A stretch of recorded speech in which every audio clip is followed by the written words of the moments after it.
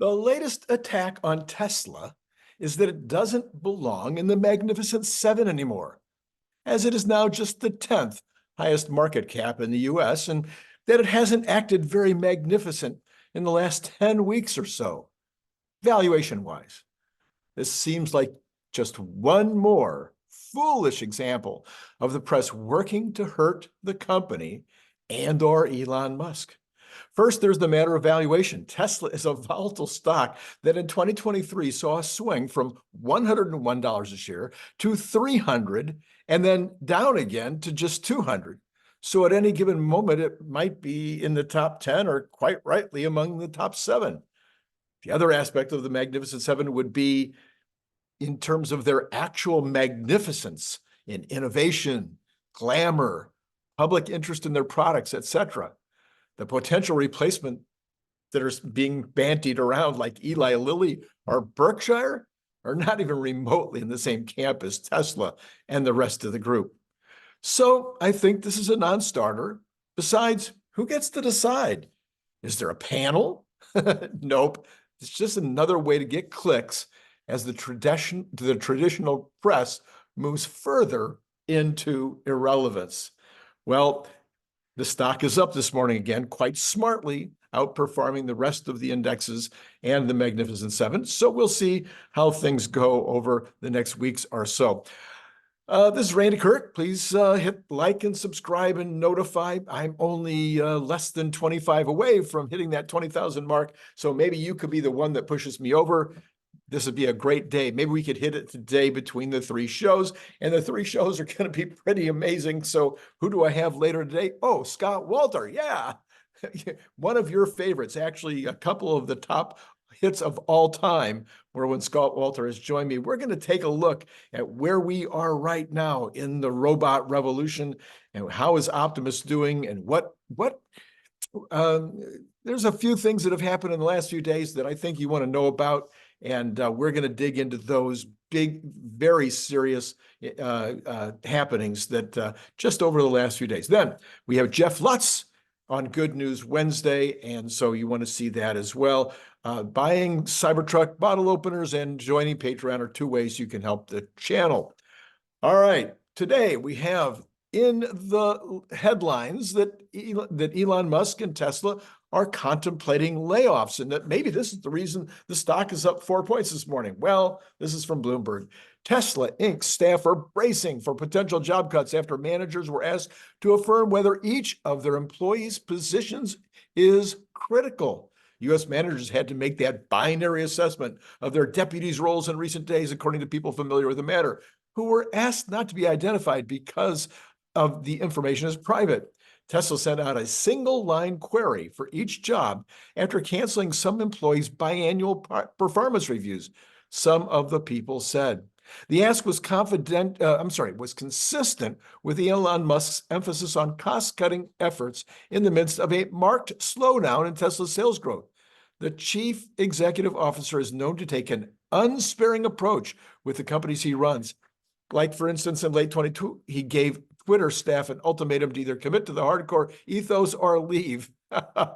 This has nothing to do. Well, it sort of is. Okay. Tesla's representatives didn't immediately respond to a request for a comment. The car maker shares have slumped 26% so far this year after doubling in 2023.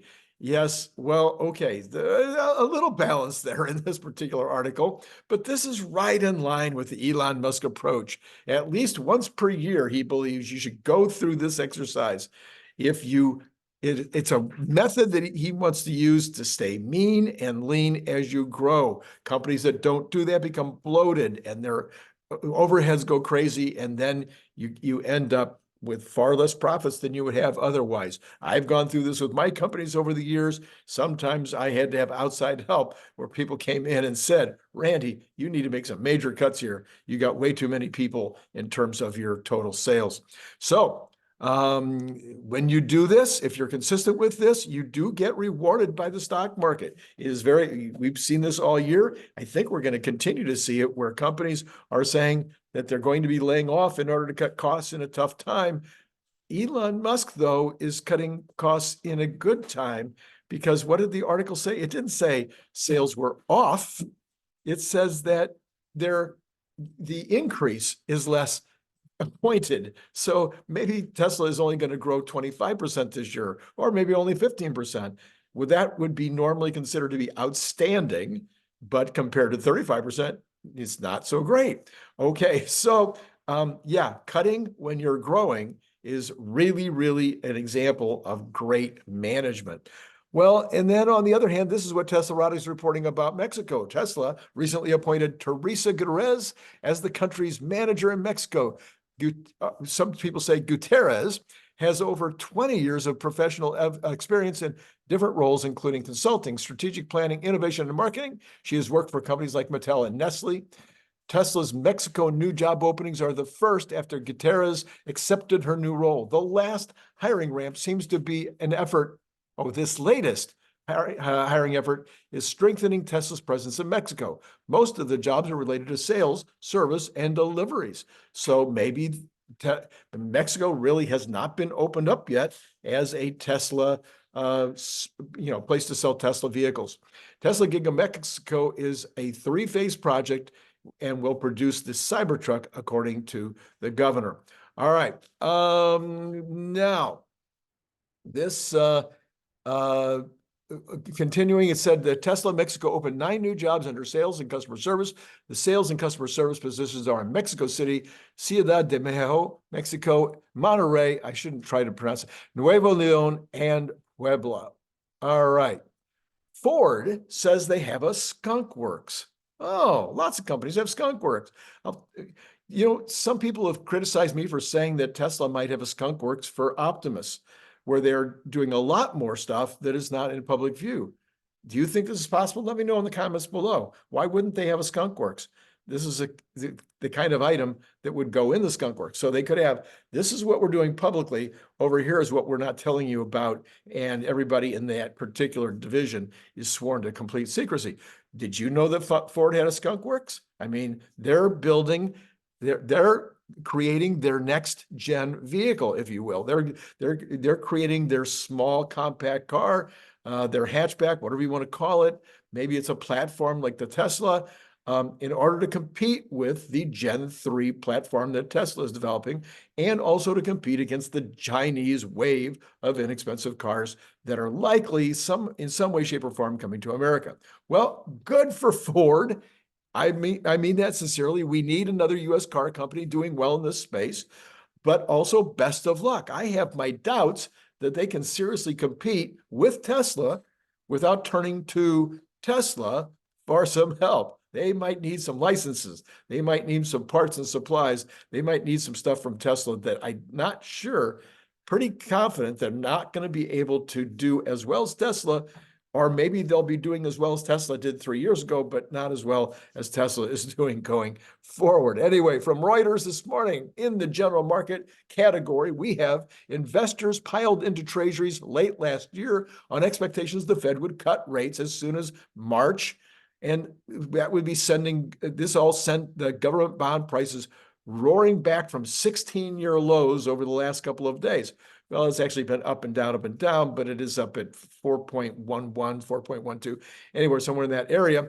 Many are now recalibrating those bets following a blowout U.S. jobs number and cautious message from the Fed, which last week said the strong economy could spur an inflationary rebound if rates are cut too soon.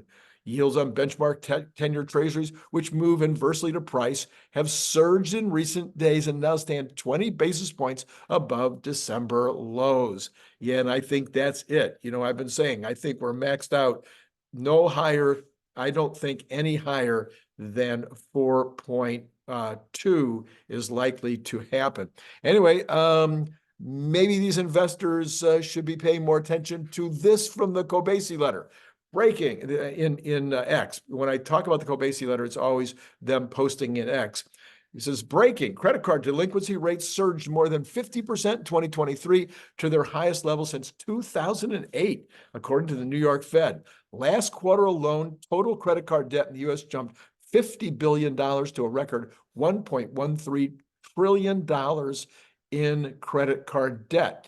Auto loan delinquency rates also surged towards 8% for the first time since the Great Recession. all while interest rates on credit card debt hit a record 25% and new card loan rates hit a record 9%. Truflation, so that's that's something to be paying attention to right now in terms of where things are in the overall economy. And I have a problem right now.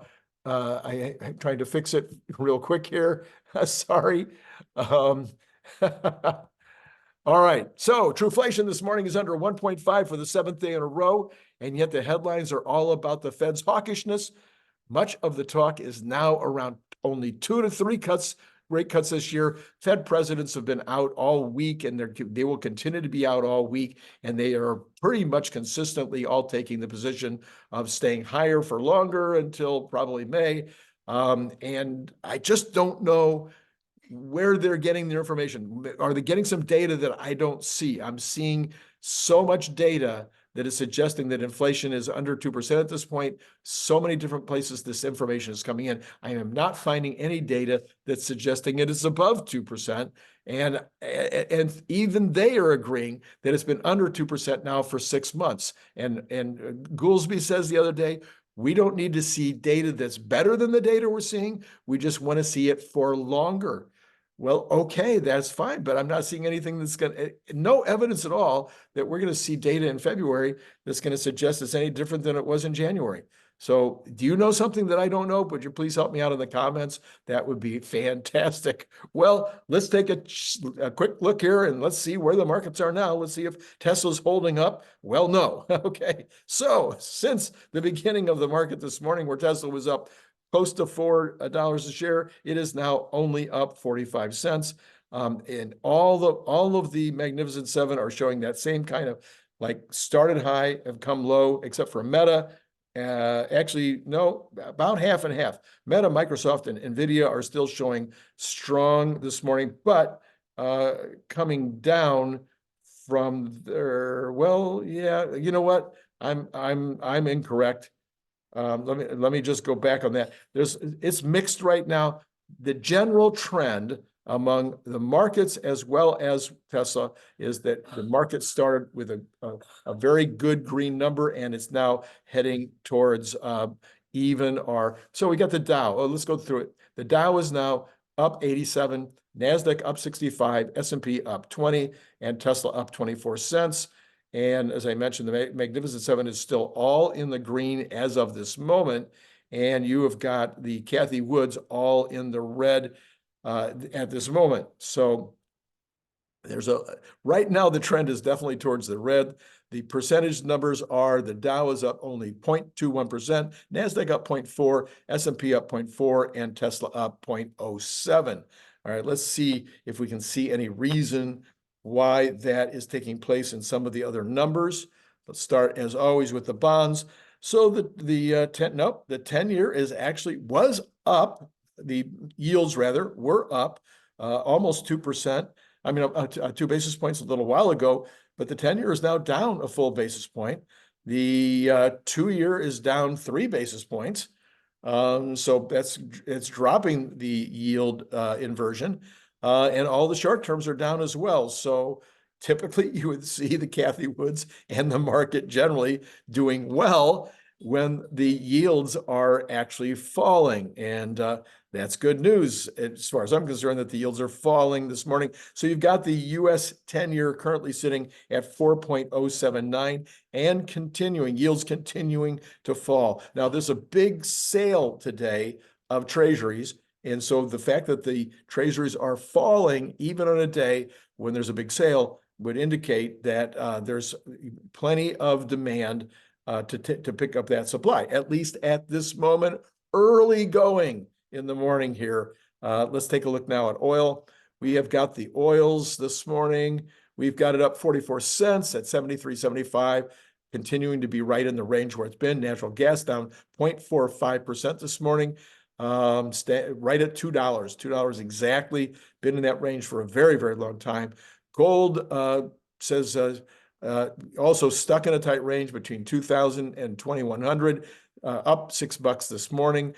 Copper down again, down 0.38%, sitting at 3.765. You have got the dollar edging a little higher, getting but staying, very little change this morning.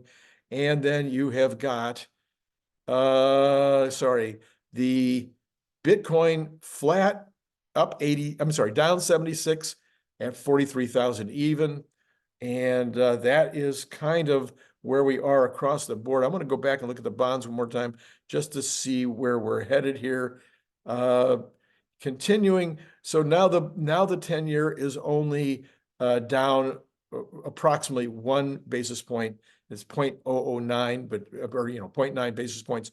But now back to 1. Okay, so that's where all that's happening. Let's go ahead one more time and take a look at Tesla and see if we've stayed. Nope, we now have Tesla in the red by 4 cents. So the trend downward is continuing across the board, with a couple of exceptions in the Mag 7. All right. So reminding you again, yesterday, well, first of all, this morning, you definitely want to check in, hit that notify button because you've got Scott Walter coming up. He has got lots and lots of new stuff to talk about, a lot of activity over the last 10 days. Maybe you've seen some of it, maybe you haven't, but Scott and I will talk about it. We'll try to really bring it into what is critical and what does it really mean for Optimus? Where are we going at this point? And then we'll also have, of course, Jeff Lutz with the Good News Wednesday. By the time we meet with you tonight, we will expect to see Tesla, back in the green again. Right? Because it's Good News Wednesday, and we want to see Tesla in the green. And in the meantime, please hit like and subscribe. Remember, it only takes a second to hit that like button, so that really helps the channel. And then please join Patreon. It'd be great to have you on board on Patreon.